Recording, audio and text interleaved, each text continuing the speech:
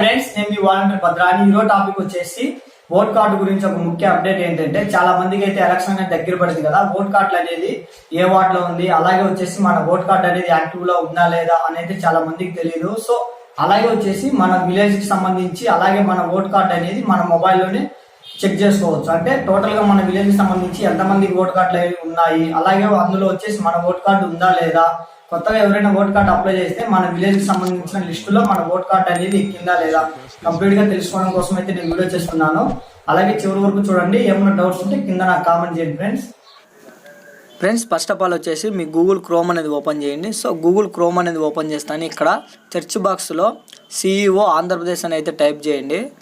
So CEO Andhra Pradesh అని type చేస్తానే మనకి ఎలక్షన్ డిపార్ట్మెంట్కి సంబంధించి కంప్లీట్గా వెబ్సైట్ అనేది అయితే రావడం జరుగుతుంది. సో ఈ వెబ్సైట్లో వచ్చేసి ఫస్ట్ వెబ్సైట్ ఏదైతే ఉంటుందో ఈ వెబ్సైట్లో కంప్లీట్గా ఓటర్ డిపార్ట్మెంట్కి సంబంధించి ఆల్ ఇన్ఫర్మేషన్ అయితే ఉంటుంది.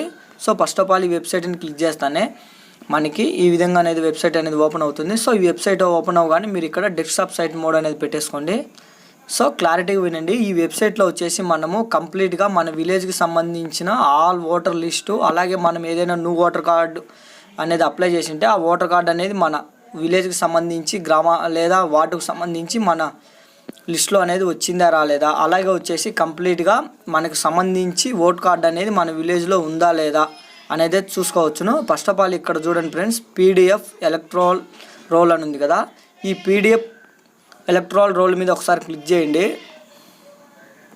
క్లిక్ చేస్తేనే మనకి అసెంబ్లీ కాన్స్టిట్యూషన్స్ ఒకటి, కాన్స్టిట్యూషన్ ఒకటి, రెండు రావడం జరుగుతుంది. సో ఫస్ట్ ఆఫ్ ఆల్ మనము అసెంబ్లీ కాన్స్టిట్యూషన్ మీద క్లిక్ చేయండి. సో అసెంబ్లీ కాన్స్టిట్యూషన్ మీద క్లిక్ చేస్తానే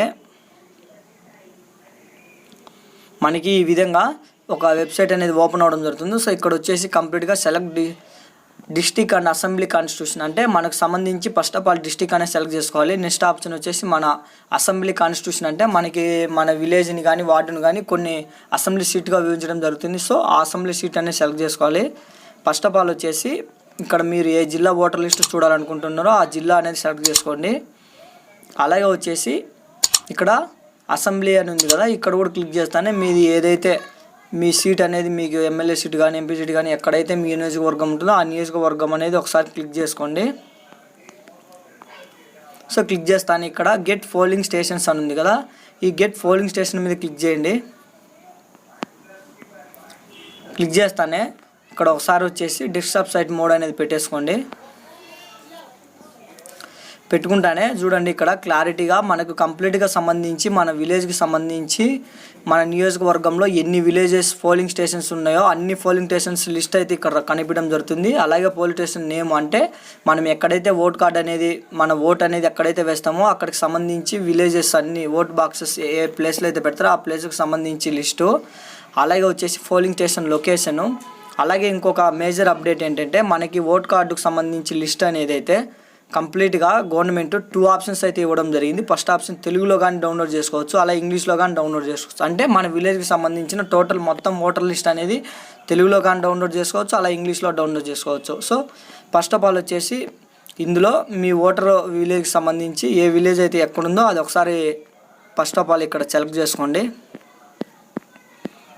సో మీ నియోజకవర్గం అనేది సెలెక్ట్ చేసుకుంటానే మీ నియోజకవర్గం ఎదురుగా మీరు ఏదైతే డౌన్లోడ్ చేసుకోవాలనుకుంటున్నారో తెలుగులో కానీ ఇంగ్లీష్లో కానీ ఓటర్ పీడిఎఫ్ అనేది అక్కడ సెలెక్ట్ చేసుకోండి. సో నేను తెలుగులో డౌన్లోడ్ చేయాలనుకుంటున్నాను కాబట్టి తెలుగు మీద క్లిక్ చేస్తానే మనకి ఈ విధంగా ఒక వెబ్సైట్ అనేది ఓపెన్ అవ్వడం జరుగుతుంది. ఇది ఏంటంటే గవర్నమెంట్ పర్పస్ కోసం, సెక్యూరిటీ పర్పస్ కోసం ఇక్కడ ఒక క్యాప్చా అనేది ఇవ్వడం జరిగింది. సో ఈ క్యాప్చా అనేది మనం క్లారిటీగా అనేది సబ్మిట్ చేయాలి. సో క్యాప్చా అనేది ఏ విధంగా ఉంటుంది ఆ విధంగా మీరు క్యాప్చా అనేది సబ్మిట్ చేయండి.